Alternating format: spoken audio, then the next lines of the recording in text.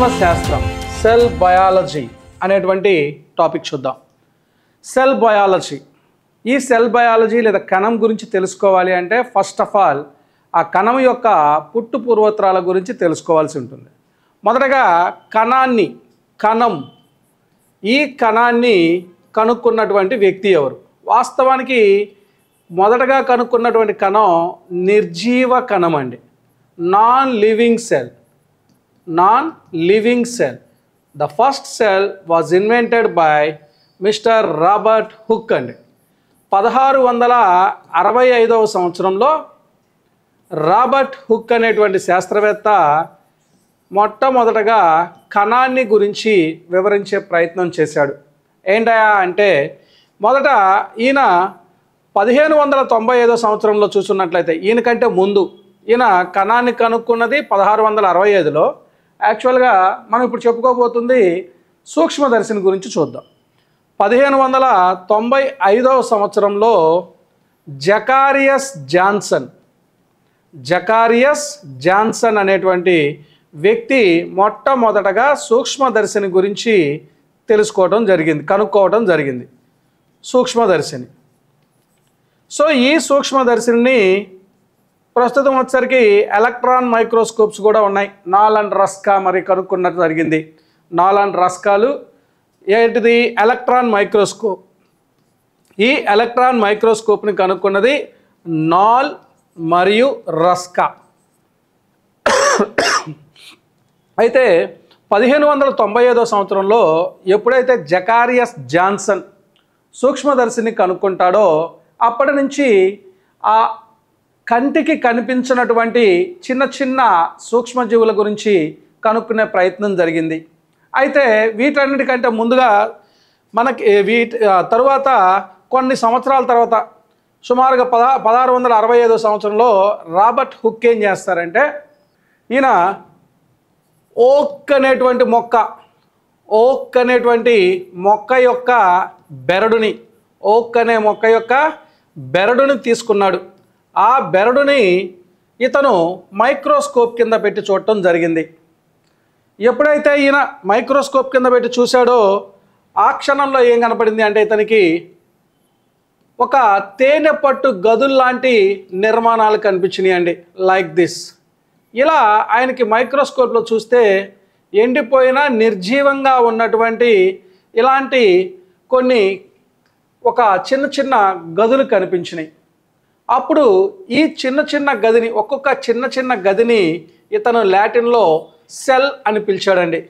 Cell అంటే Latin భాషలో tiny chamber అంటాం.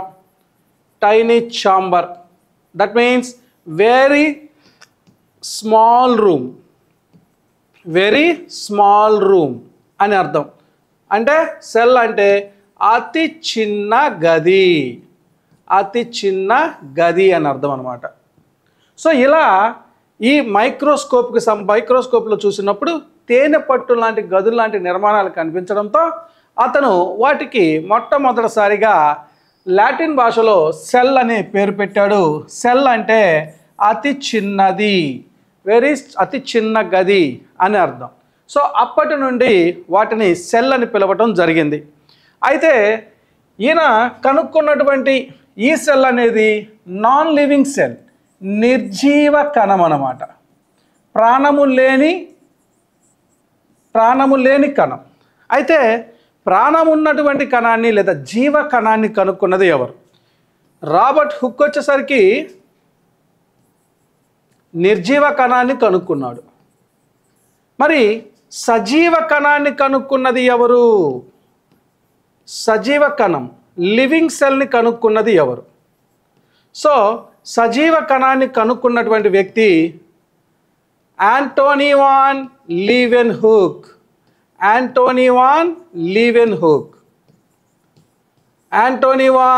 లీవెన్హుక్.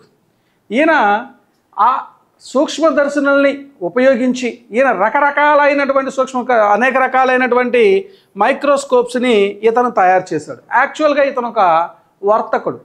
అయితే ఈయన అద్దాలలో ఉన్నటువంటి ఆ డిఫరెన్సియేషన్ని గమనించి వాటి ఆధారంగా సూక్ష్మదర్శనంలో కూడా రకరకాల సూక్ష్మదర్శనం, సుమారుగా ఈయన జీవితంలో 200కు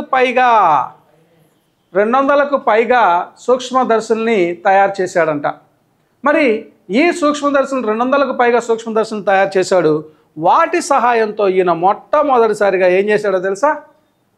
ఈయన నీటిలో ఉన్నటువంటి ఒక చిన్న సజీవ కణాన్ని కనుక్కున్నాడు. ఏంటిదయా ఆ చిన్న సజీవ కణము అంటే, ఆ చిన్న సజీవ కణానికి యానిమల్ క్యూల్ అని పేరు పెట్టాడు. తెలుగులో జంతుకాలు. జంతుకాలు అంటే జంతువు కాలు కాదు, జంతుకాలు మీన్స్ జంతువుల చిన్న జంతువులు అని అర్థం అనమాట. ఇది ఎన్నోసార్లు అడిగినటువంటి బిట్. ఆర్ఆర్బి, ఏఎస్పీలో వీటిలో కూడా చాలాసార్లు ఏఎల్పీలో కూడా చాలాసార్లు అడిగినటువంటి bit. Okay, so Antonie van Leeuwenhoek కనుక్కున్నటువంటి మొట్టమొదటి సజీవ కణం ఏంటిది అంటే జంతుకాలు. ఈ జంతుకాలు తర్వాత వేటిగా పిలువబడ్డాయి అంటే ఐడియా ఉందా? ఎస్, బ్యాక్టీరియాలు. దేనిగా పిలువబడ్డాయండి? బ్యాక్టీరియాలుగా పిలువబడ్డాయి. సో అంటే దీని అర్థం ఏంటి? బ్యాక్టీరియాలని మొదటగా కనుగొన్న వ్యక్తి ఎవరు? Sir Antonie van Leeuwenhoek. So నిర్జీవ కణాన్ని కనుక్కున్నది ఎవరండి? Robert Hooke. అయితే సజీవ కణాన్ని కనుక్కున్నది యాంటోనీ వాన్ లీవెన్హుక్. ఆ తర్వాత కణ విభజన అండి. కణాలలో విభజన జరుగుతుంది అని తెలియచేసినటువంటి వ్యక్తి కణ విభజన, సెల్ డివిజన్ అన్నమాట. సెల్ డివిజన్ గురించి మొదటగా తెలియజేసినటువంటి వ్యక్తి ఎవరు? రొడాల్ఫ్ విర్కోవ్ ఆర్ విర్షోవ్ అంటారు, పర్లేదు ఎలా పిలిచినా కానీ. రొడాల్ఫ్ విర్షోవ్ ఆర్ విర్కోవ్, ఆ పదాలను బట్టి. సో కణ విభజన గురించి వివరించినటువంటి వ్యక్తి రొడాల్ఫ్ విర్షోవ్. ఈయన ఏం చేశాడంటే కణాలు విభజన చెందేటువంటి శక్తిని కలిగి ఉంటాయి అని మొదటగా తెలియచేశాడు. ఆ తర్వాత మనకి ష్లీడన్ అండ్ ష్వాన్ అండి. ష్లీడన్ అండ్ ష్వాన్ అండి. ఈ ష్లీడన్ అండ్ ష్వాన్ ఇద్దరు కలిపి ఏం చేశారు అంటే, ఒకరు జంతు శాస్త్రవేత్త అయితే ఒకరు వృక్ష శాస్త్రవేత్త.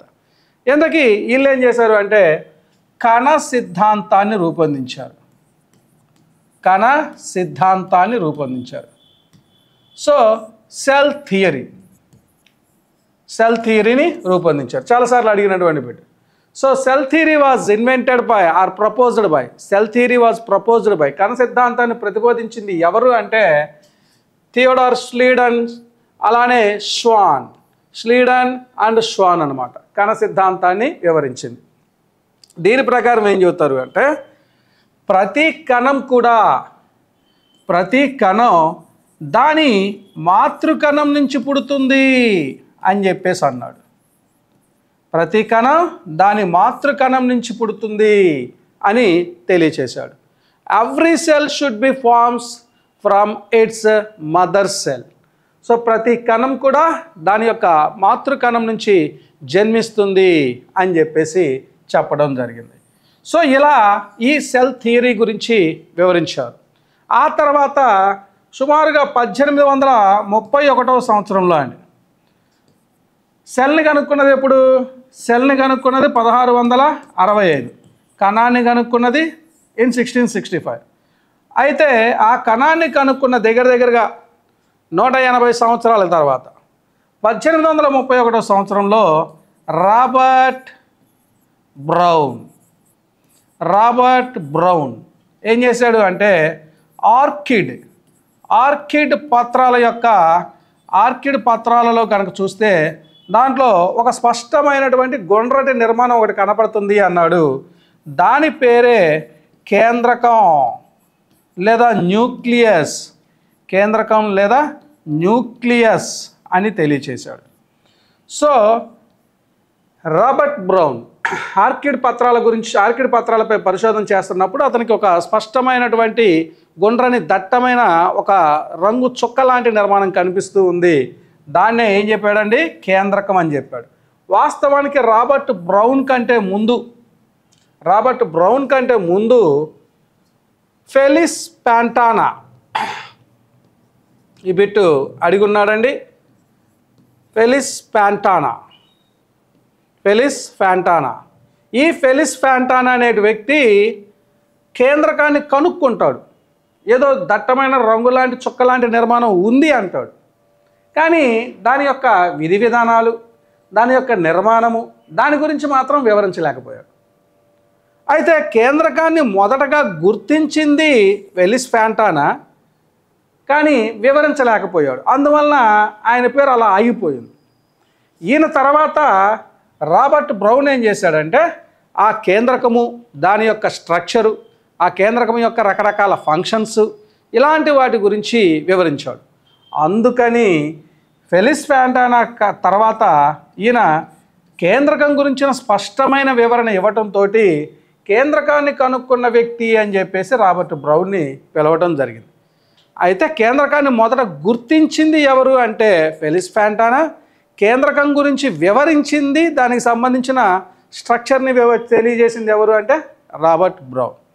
ఇలా మనకి కణం గురించి తెలియజేయడం జరిగింది.